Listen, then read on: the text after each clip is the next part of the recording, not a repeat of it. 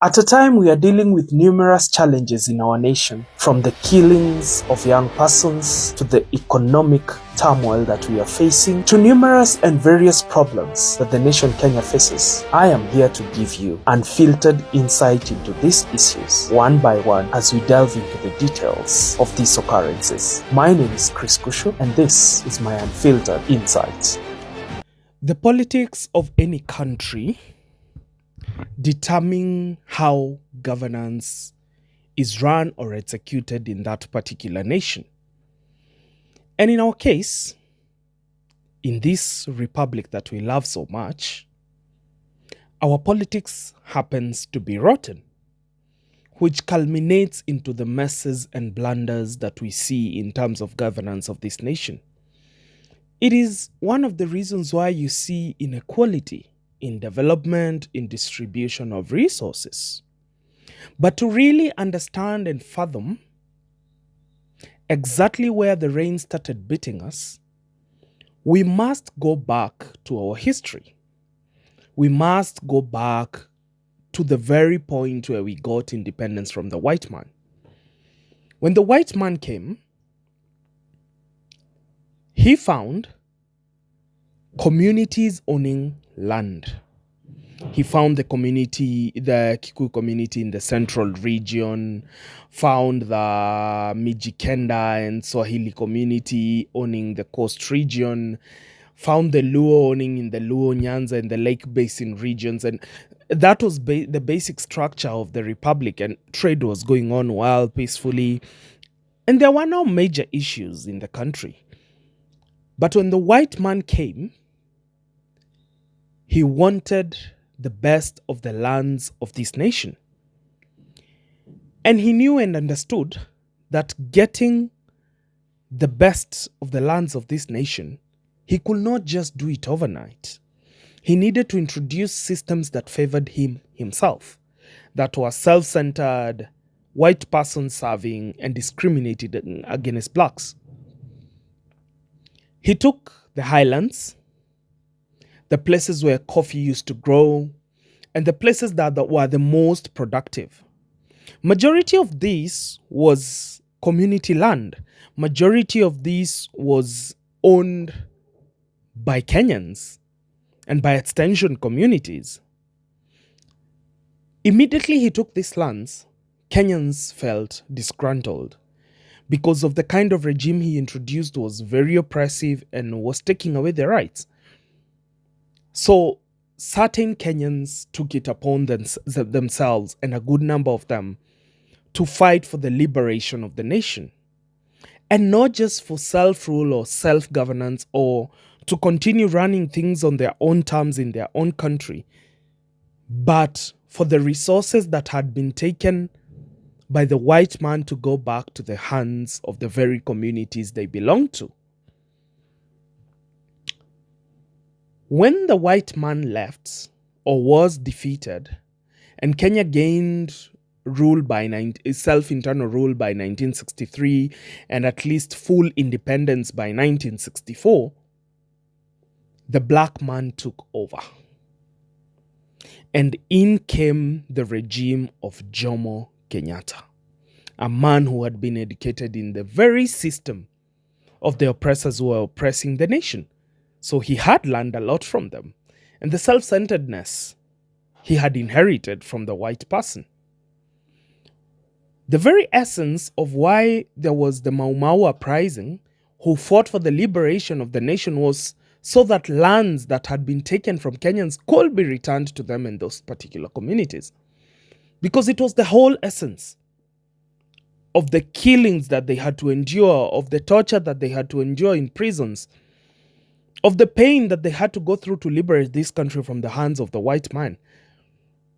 But when the Kenyatta government took over, it perpetrated the very ills the Mau Mau were fighting against, which was self-centeredness, accumulating wealth to the few politically connected persons and leaving the rest of the population to suffer.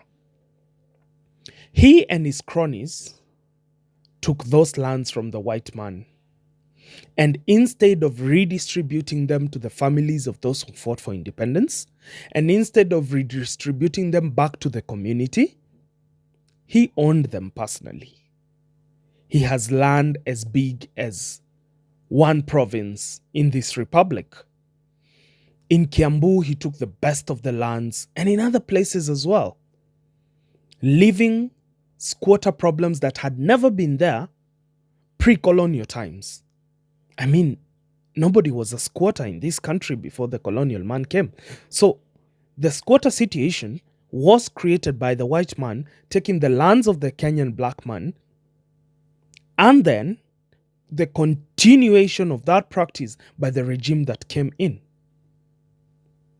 The politics that the Kenyatta regime perpetrated were the politics of self-centeredness, were the politics that ensured that only those connected to power and only those close to the Kenyatta regime and only those in support of that regime would get the resources that the white man had left.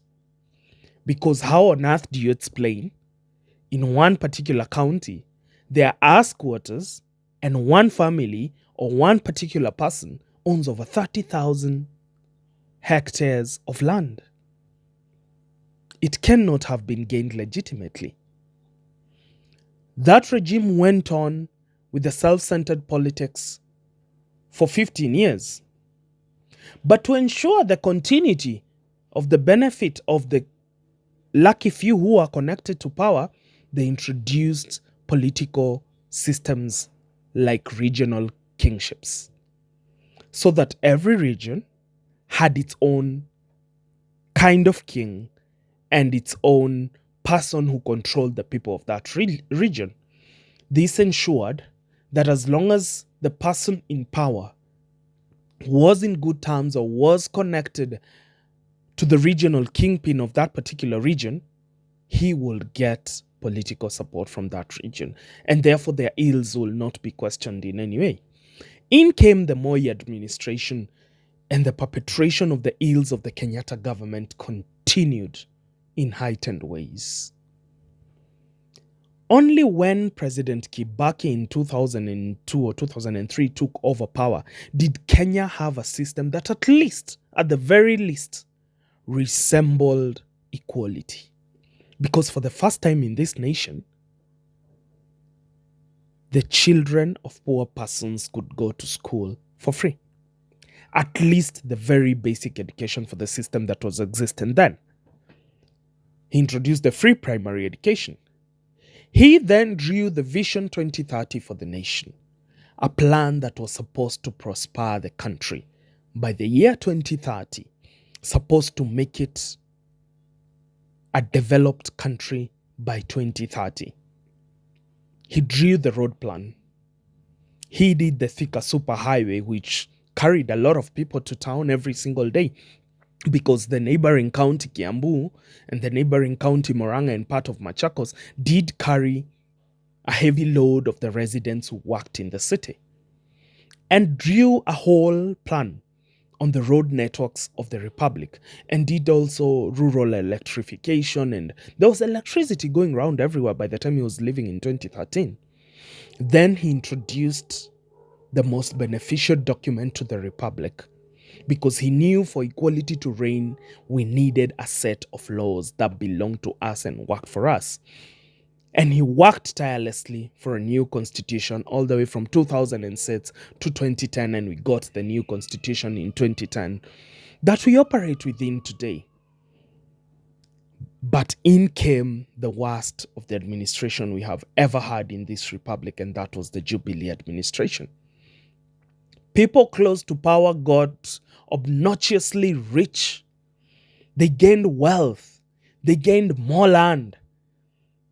I mean, money, government money, taxpayers' money was disappearing right, left, center.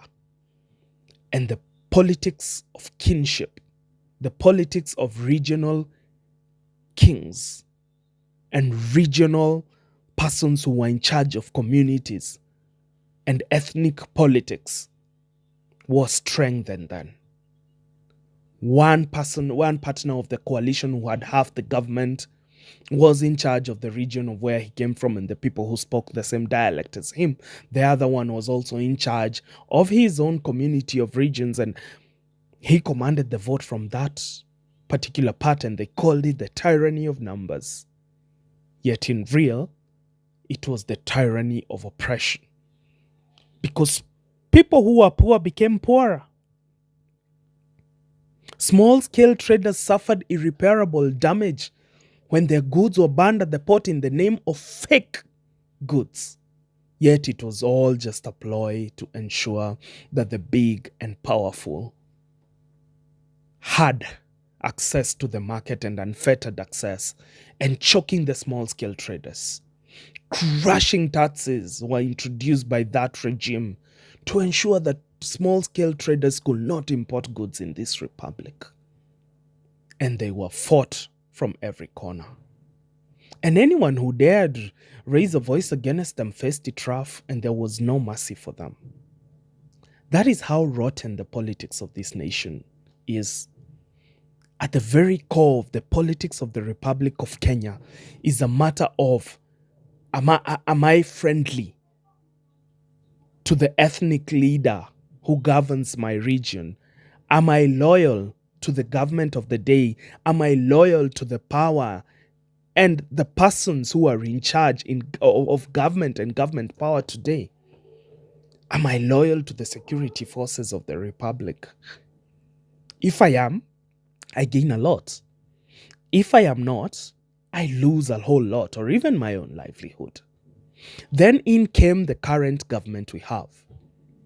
And since the very people who are in the Jubilee government are the ones in this government, it is just a mere continuation of the ills of the Jubilee government.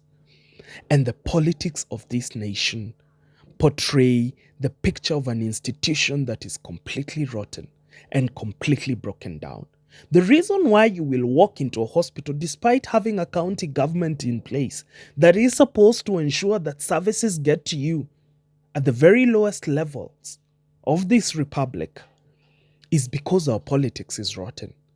The reason why you will go to hospital and the National Insurance Fund pays for less than 15% of your medical bills, yet you faithfully pay the premiums, is because of the rot that is in the Kenyan politics, which affects our governance.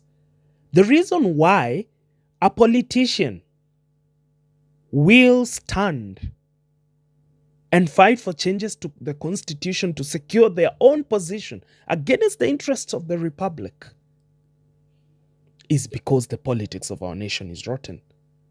And the reason why you will see one particular road project being used as a campaign tool by a sitting president, by a sitting member of parliament, a sitting governor, a sitting member of county assembly. Yet it is never done, so that they keep lying to you. Every politician who wants a seat in that area or in that particular part of the country keeps lying to you that they'll do the road. It's because the politics of this nation is rotten.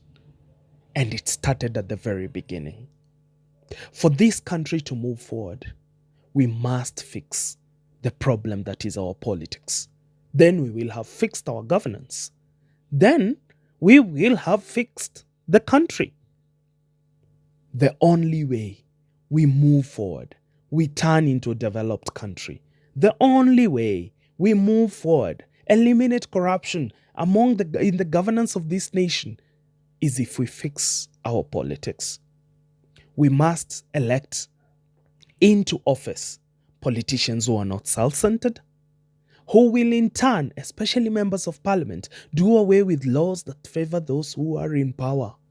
Do away with laws that favor the who and whos in this country, and bring up laws that bring about equality in this nation. Because unless we fix the rot that is the politics of the republic and the filth that is our governance, we will never move forward. We will mark time at the same position for a long, long time. And the dream of becoming a developed country will fizzle out in time. And we will remain spectators in watching other countries develop. And that is my unfiltered insight.